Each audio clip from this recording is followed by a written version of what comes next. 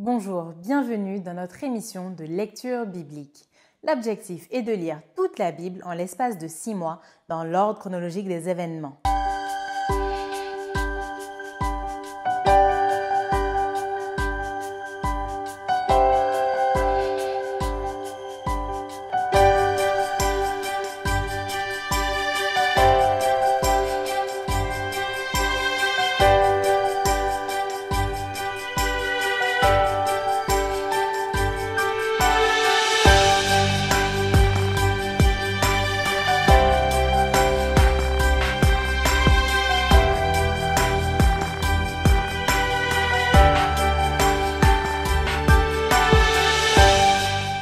Cette émission vous est proposée par l'Église adventiste du 7e jour d'Évry.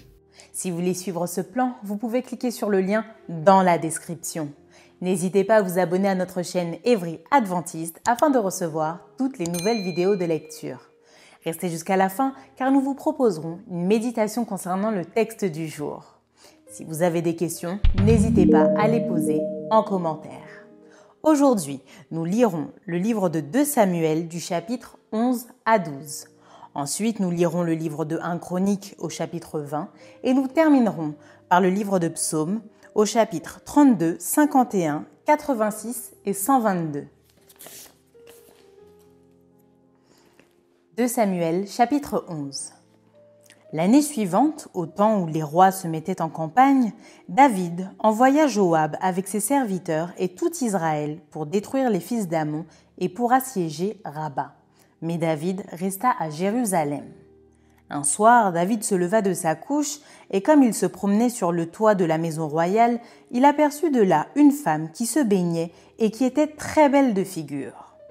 David fit demander qui était cette femme et on lui dit « N'est-ce pas Bathsheba, fille d'Éliam, femme d'Uri, le Héthien ?»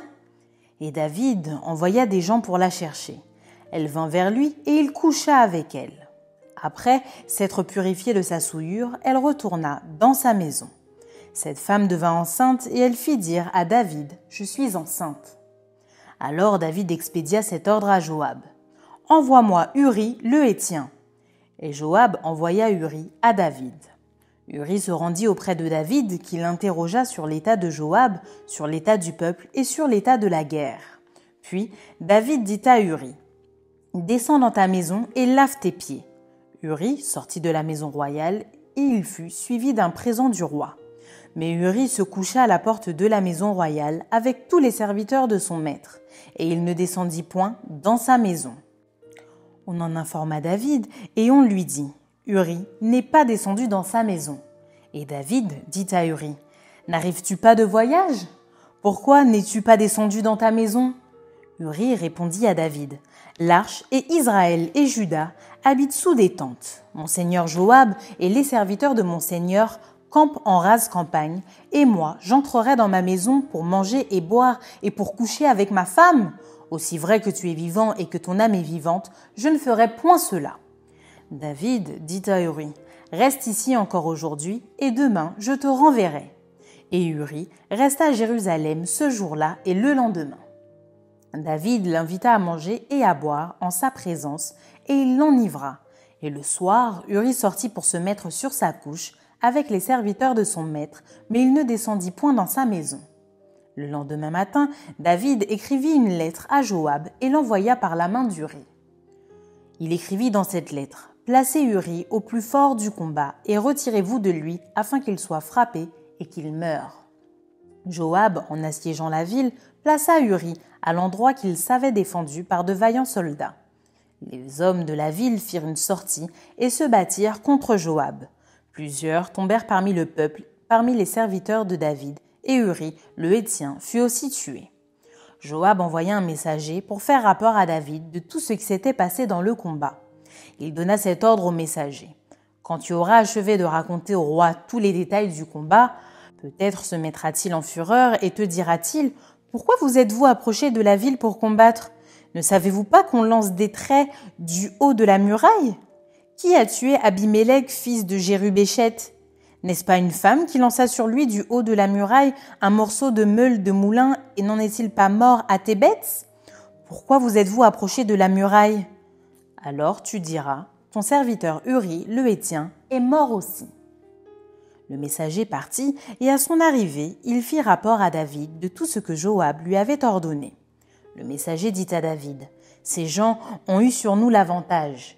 Ils avaient fait une sortie contre nous dans les champs, et nous les avons repoussés jusqu'à l'entrée de la porte. Les archers ont tiré du haut de la muraille sur tes serviteurs, et plusieurs des serviteurs du roi ont été tués, et ton serviteur Uri le Héthien est mort aussi. » David dit au messager, « Voici ce que tu diras à Joab. Ne sois point peiné de cette affaire, car l'épée dévore tantôt l'un, tantôt l'autre. Attaque vigoureusement la ville et renverse-la. Et toi, encourage-le. » La femme d'Uri apprit que son mari était mort, et elle pleura son mari. Quand le deuil fut passé, David l'envoya chercher et la recueillit dans sa maison. Elle devint sa femme et lui enfanta un fils. Ce que David avait fait déplut à l'Éternel.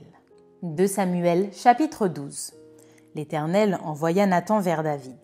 Et Nathan vint à lui et lui dit, « Il y avait dans une ville 2 hommes, l'un riche et l'autre pauvre. Le riche avait des brebis et des bœufs en très grand nombre. Le pauvre n'avait rien du tout, qu'une petite brebis qu'il avait achetée. Il la nourrissait et elle grandissait chez lui avec ses enfants. Elle mangeait de son pain, buvait dans sa coupe, dormait sur son sein et il la regardait comme sa fille. Un voyageur arriva chez l'homme riche. Et le riche n'a pas voulu toucher à ses brebis ou à ses bœufs pour préparer un repas au voyageur qui était venu chez lui. Il a pris la brebis du pauvre et l'a apprêtée pour l'homme qui était venu chez lui. La colère de David s'enflamma violemment contre cet homme et il dit à Nathan, « L'Éternel est vivant, l'homme qui a fait cela mérite la mort. » Et il rendra 4 brebis pour avoir commis cette action et pour avoir été sans pitié. Et Nathan dit à David, « Tu es cet homme-là. Ainsi parle l'Éternel, le Dieu d'Israël. Je t'ai oint pour roi sur Israël et je t'ai délivré de la main de Saül. Je t'ai mis en possession de la maison de ton maître, j'ai placé dans ton sein les femmes de ton maître, et je t'ai donné la maison d'Israël et de Juda. Et si cela eût été peu, j'y aurais encore ajouté. Pourquoi donc as-tu méprisé la parole de l'Éternel en faisant ce qui est mal à ses yeux ? Tu as frappé de l'épée Uri le Héthien, tu as pris sa femme pour en faire ta femme, et lui, tu l'as tué par l'épée des fils d'Ammon. Maintenant, l'épée ne s'éloignera jamais de ta maison, parce que tu m'as méprisé et parce que tu as pris la femme d'Uri, le Héthien, pour en faire ta femme.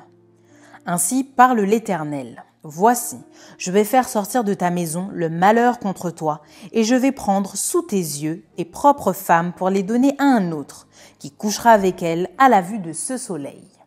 Car tu as agi en secret, et moi, je ferai cela en présence de tout Israël et à la face du soleil. » David dit à Nathan, « J'ai péché contre l'Éternel. » Et Nathan dit à David, « L'Éternel pardonne ton péché, tu ne mourras point. Mais parce que tu as fait blasphémer les ennemis de l'Éternel en commettant cette action, le fils qui t'est né mourra. » Et Nathan s'en alla dans sa maison. L'Éternel frappa l'enfant que la femme d'Uri avait enfanté à David, et il fut dangereusement malade. David pria Dieu pour l'enfant et jeûna. Et quand il rentra, il passa la nuit couché par terre. Les anciens de sa maison insistèrent auprès de lui pour le faire lever de terre, mais il ne voulut point, et il ne mangea rien avec eux. Le 7e jour, l'enfant mourut. Les serviteurs de David craignaient de lui annoncer que l'enfant était mort, car ils disaient « Voici, lorsque l'enfant vivait encore, nous lui avons parlé, et il ne nous a pas écoutés. Comment oserons-nous lui dire « L'enfant est mort » Il s'affligera bien davantage. » David aperçut que ses serviteurs parlaient tout bas entre eux et il comprit que l'enfant était mort.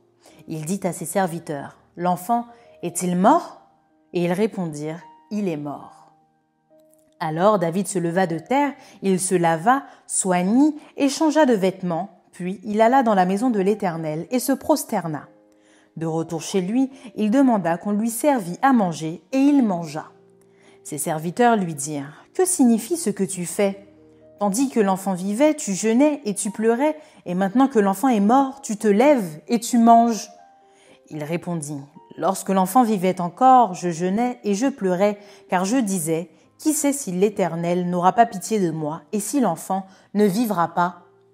Maintenant qu'il est mort, pourquoi jeûnerai-je ? Puis-je le faire revenir? J'irai vers lui, mais il ne reviendra pas vers moi. » David consola Bathsheba, sa femme, et il alla auprès d'elle et coucha avec elle.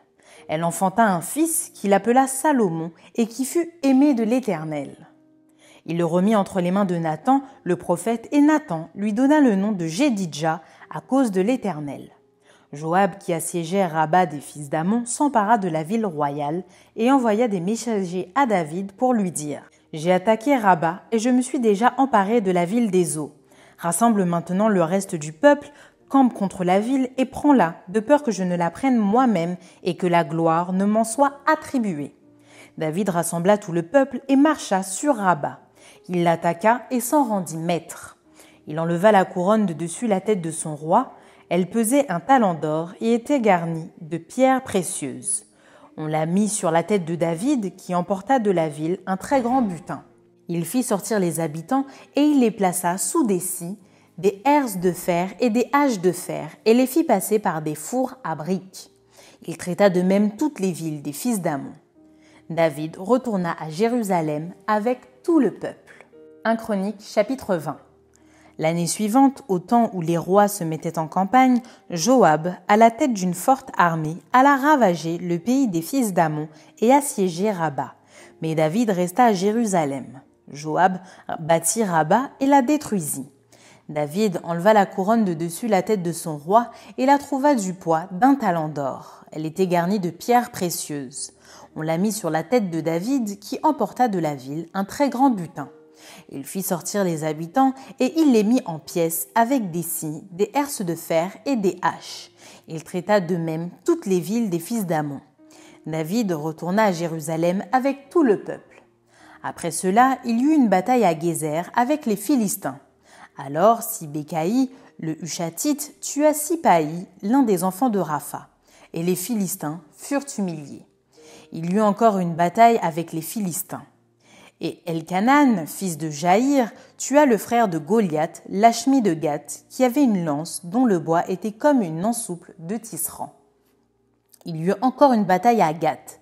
Il s'y trouva un homme de haute taille qui avait 6 doigts à chaque main et à chaque pied, 24 en tout, et qui était aussi issu de Rapha. Il jeta un défi à Israël, et Jonathan, fils de Chiméa, frère de David, le tua. Ces hommes étaient des enfants de Rapha. À Gath, ils périrent par la main de David et par la main de ses serviteurs. Psaume 32 de David, cantique. Heureux celui à qui la transgression est remise, à qui le péché est pardonné. Heureux l'homme à qui l'Éternel n'impute pas d'iniquité et dans l'esprit duquel il n'y a point de fraude. Tant que je me suis tue, mes os se consumaient, je gémissais toute la journée. Car nuit et jour, ta main s'apesantissait sur moi. Ma vigueur n'était plus que sécheresse comme celle de l'été. Je t'ai fait connaître mon péché, je n'ai pas caché mon iniquité. J'ai dit, j'avouerai mes transgressions à l'Éternel, et tu as effacé la peine de mon péché. Qu'ainsi tout homme pieux te prie au temps convenable. Si de grandes eaux débordent, elles ne l'atteindront nullement. Tu es un asile pour moi, tu me garantis de la détresse. Tu m'entoures de chants de délivrance. Je t'instruirai et je te montrerai la voie que tu dois suivre. Je te conseillerai, j'aurai le regard sur toi. Ne soyez pas comme un cheval ou un mulet sans intelligence. On les bride avec un frein et un mors dont on les pare, afin qu'ils ne s'approchent point de toi. Beaucoup de douleurs sont la part du méchant, mais celui qui se confie en l'Éternel est environné de sa grâce. Juste, réjouissez-vous en l'Éternel et soyez dans l'allégresse. Poussez des cris de joie, vous tous qui êtes droits de cœur. Amen. Psaume 51. Au chef des chantres, psaume de David. Lorsque Nathan le prophète vint à lui après que David fut allé vers Bathsheba. Ô Dieu, aie pitié de moi dans ta bonté. Selon ta grande miséricorde, efface mes transgressions. Lave-moi complètement de mon iniquité et purifie-moi de mon péché. Car je reconnais mes transgressions et mon péché est constamment devant moi. J'ai péché contre toi seul et j'ai fait ce qui est mal à tes yeux, en sorte que tu seras juste dans ta sentence, sans reproche dans ton jugement. Voici, je suis né dans l'iniquité et ma mère m'a conçu dans le péché. Mais tu veux que la vérité soit au fond du cœur. Fais donc pénétrer la sagesse au-dedans de moi. Purifie-moi avec l'hysope et je serai pur. Lave-moi et je serai plus blanc que la neige. Annonce-moi l'allégresse et la joie, et les eaux que tu as brisées se réjouiront. Détourne ton regard de mes péchés, efface toutes mes iniquités. Ô Dieu, crée en moi un cœur pur, renouvelle en moi un esprit bien disposé. Ne me rejette pas loin de ta face, ne me retire pas ton Esprit Saint. Rends-moi la joie de ton salut et qu'un esprit de bonne volonté me soutienne. J'enseignerai tes voies à ceux qui le transgressent et les pécheurs reviendront à toi. Ô Dieu, Dieu de mon salut, délivre-moi du sang versé et ma langue célébrera ta miséricorde. Seigneur, ouvre mes lèvres et ma bouche publiera ta louange. Si tu eusses voulu des sacrifices, je t'en aurais offert, mais tu ne prends point plaisir aux holocaustes. Les sacrifices qui sont agréables à Dieu, c'est un esprit brisé. Ô Dieu, tu ne dédaignes pas un cœur brisé et contrit. Répands par ta grâce tes bienfaits sur Sion, bâtis les murs de Jérusalem. Alors tu agréeras des sacrifices de justice, des holocaustes et des victimes tout entières. Alors on offrira des taureaux sur ton autel. Amen. Psaume 86. Prière de David. Éternel, prête l'oreille, exauce-moi, car je suis malheureux et indigent. Garde mon âme, car je suis pieux. Mon Dieu, sauve ton serviteur qui se confie en toi. Aie pitié de moi, Seigneur, car je crie à toi tout le jour. Réjouis l'âme de ton serviteur, car à toi, Seigneur, j'élève mon âme. Car tu es bon, Seigneur, tu pardonnes, tu es plein d'amour pour tous ceux qui t'invoquent. Éternel, prête l'oreille à ma prière, sois attentif à la voix de mes supplications. Je t'invoque au jour de ma détresse, car tu m'exauces. Nul n'est comme toi parmi les dieux, Seigneur, et rien ne ressemble à tes œuvres. Toutes les nations que tu as faites viendront se prosterner devant ta face, Seigneur, et rendre gloire à ton nom. Car tu es grand et tu opères des prodiges, toi seul, tu es Dieu. Enseigne-moi tes voies, ô Éternel, je marcherai dans ta fidélité.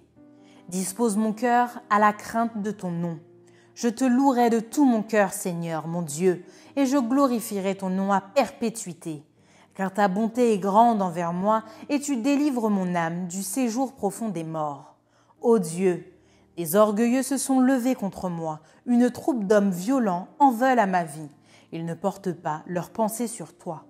Mais toi, Seigneur, tu es un Dieu miséricordieux et compatissant, lent à la colère, riche en bonté et en fidélité.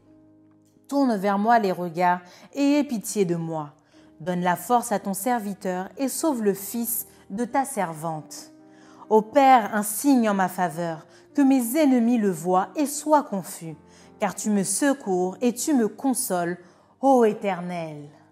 Amen. Psaume 122. Cantique des degrés de David. Je suis dans la joie quand on me dit « Allons à la maison de l'Éternel ». Nos pieds s'arrêtent dans tes portes, Jérusalem. Jérusalem, tu es bâtie comme une ville dont les parties sont liées ensemble. C'est là que montent les tribus de l'Éternel, selon la loi d'Israël, pour louer le nom de l'Éternel. Car là sont les trônes pour la justice, les trônes de la maison de David. Demandez la paix de Jérusalem, que ceux qui t'aiment jouissent du repos. Que la paix soit dans tes murs et la tranquillité dans tes palais. À cause de mes frères et de mes amis, je désire la paix dans ton sein. À cause de la maison de l'Éternel, notre Dieu, je fais des vœux pour ton bonheur. Amen. Maintenant, place à la méditation.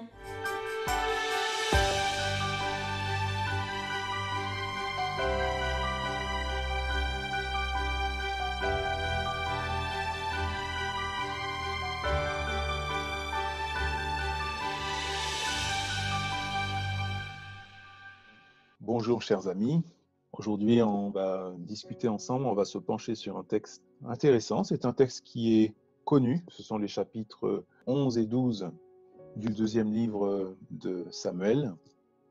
Et dans ce passage, eh bien, on découvre une facette peut-être un peu décevante, sombre, de ce grand personnage biblique qu'est David. Effectivement, dans ces chapitres, eh bien, on trouve un David au sommet de son pouvoir qui va se faire surprendre par le péché. Il s'agit de l'adultère de David avec la femme d'Uri, Bethsabée. Eh bien, pour situer un petit peu ces chapitres, David est en campagne, nous sommes au début de l'année juive, c'est-à-dire que nous sommes au printemps, et donc il est question ici d'assiéger Rabat, sauf que David, à cette période, alors que normalement il était auprès de ses armées, eh bien il va faire une pause, semble-t-il, et il va rester au palais, et un soir, une nuit, il n'arrive pas à trouver le sommeil. Il va donc monter sur le toit, sur la terrasse de son palais et apercevoir une femme nue qui prend son bain. Vous connaissez très certainement cette histoire, donc je ne vais pas la reprendre. On sait bien que, eh bien, il va y avoir adultère, mensonge, tromperie, et puis finalement meurtre, assassinat, puisque Uri, l'époux de cette femme, va être assassiné.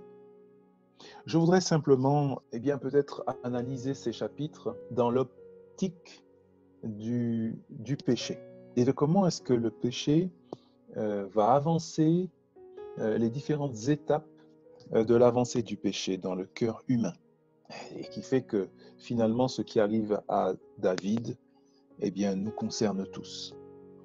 Un passage intéressant d'abord que nous pourrions prendre se trouve dans Romains chapitre 7, versets 14 à 24. Dans ce passage de l'Épître aux Romains, Paul va décrire une loi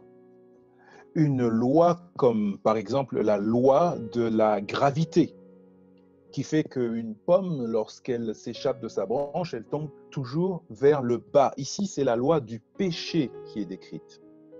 Et David va, en parlant de cette loi du péché, eh bien, il va avouer tout le désordre que produit cette loi du péché dans son cœur et dans sa vie. Il dit au verset 15, Romains 7, verset 15, « Ce que je veux, je ne le pratique pas, mais ce que je fais, c'est ce que je déteste. » Un peu plus loin, au verset 19, il reprendra « Je ne fais pas le bien que je veux, mais je pratique le mal que je ne veux pas. » Et finalement, c'est ce qui est arrivé à David, qui avait quand même une conscience spirituelle, morale, assez aiguë. Mais face à cette loi du péché, il va se retrouver face à ses propres contradictions. Plus tard, lorsque le prophète Nathan viendra le trouver avec une parabole, avec une stratégie détournée pour l'interpeller sur son péché, David sera indigné par l'histoire que lui racontera Nathan. Finalement, Nathan lui dira, « Cet homme, dans l'histoire, c'est toi. Je fais le mal que je ne veux pas. » Alors, comment fonctionne le péché? Quelles sont les étapes? Quel processus suit-il? On trouve dans l'épître de Jacques une description de ce processus. Jacques chapitre 1, versets 13 à 15. Un texte très intéressant en rapport avec ce sujet. Que personne, lorsqu'il est mis à l'épreuve, ne dise « C'est Dieu qui me met à l'épreuve », car Dieu ne peut être mis à l'épreuve par le mal et lui-même ne met personne à l'épreuve. Mais chacun est mis à l'épreuve par son propre désir, qui l'attire et le séduit. Puis le désir, lorsqu'il a conçu, met au monde le péché. Et le péché, parvenu à son terme, fait naître la mort. D'abord, cela commence par le désir. quelques mots sur le désir. Dieu a créé l'être humain avec la faculté de désirer. Le désir, c'est ce qui pousse l'homme à aller en avant. C'est ce qui nous fait tous les matins nous lever, avoir envie de manger, de vivre, d'avoir des projets, etc. Nous sommes des êtres de désir. Et le désir est bénéfique, normal. Maintenant, ici, le désir dont parle Jacques, c'est le désir mal orienté, le désir mal placé. C'est ce que, ailleurs, on va décrire sous le terme de convoitise, c'est-à-dire un mauvais désir, un désir illégitime. Et donc, ce mauvais désir, c'est ce qui est la base de toute tentation. Le désir va produire une amorce, et lorsque cette amorce donc va m'attirer, va me séduire. Mais est-ce qu'à ce stade, il y a péché? D'après le texte de Jacques, pas encore. Ce n'est qu'au moment où le désir se transforme en décision que le texte dit, verset 15, que le désir va mettre au monde le péché. Et le péché lui-même va faire naître, alors c'est un peu curieux comme expression, mais va faire naître la mort. Et c'est un petit peu ce qui s'est produit avec David. David a été adultère dès l'instant même où il a pris la décision de l'être. Un peu comme ce qu'enseigne Jésus dans Matthieu chapitre 5, verset 27. Celui qui est suivant, celui qui regarde une femme pour la convoiter, même s'il ne s'est rien passé, a déjà commis l'acte dans son esprit. Dans le cas de David, eh bien, il est allé au-delà de la décision, puisqu'il a concrétisé cette décision. Et à la fin du processus, il y a eu la mort du riz. Bien, tous ces enseignements sont très utiles, nous sont très utiles. Pourquoi? Eh bien, parce que nous sommes tous concernés par le péché. Et peut-être pour terminer cette petite réflexion, je pourrais prendre la leçon de péché que Dieu fera à Caïn. Nous sommes au tout début, au premier pas de l'humanité, et Caïn ne sait pas vraiment ce qu'est le péché. Voilà pourquoi Dieu va essayer de le mettre en garde contre ce phénomène dont il ignore l'ampleur, la force. Genèse chapitre 4, versets 6 et 7. Le Seigneur dit à Caïn: « Pourquoi es-tu fâché? Pourquoi es-tu renfrogné? Si tu agis bien, ne relèveras-tu pas la tête? Mais si tu n'agis pas bien, le péché est tapi à ta porte et son désir se porte vers toi. À toi de le dominer. » Le péché est décrit ici dans ce passage comme une bête féroce, tapie en embuscade à la porte de chacun d'entre nous. Cela signifie que vous ne sortez pas de chez vous naïvement lorsque vous savez qu'une bête féroce vous attend de l'autre côté, en embuscade. Le péché ne demande pas la permission pour entrer. Il se jette sur la moindre faille, la moindre ouverture. D'où la nécessité pour chacun d'entre nous de revêtir toutes les armes de Dieu, dit Paul dans l'Épître aux Éphésiens au chapitre 6, afin de pouvoir résister à la tentation. Amen. Merci d'avoir partagé cette lecture avec nous. Je vous donne rendez-vous demain, si Dieu veut, pour un nouvel épisode.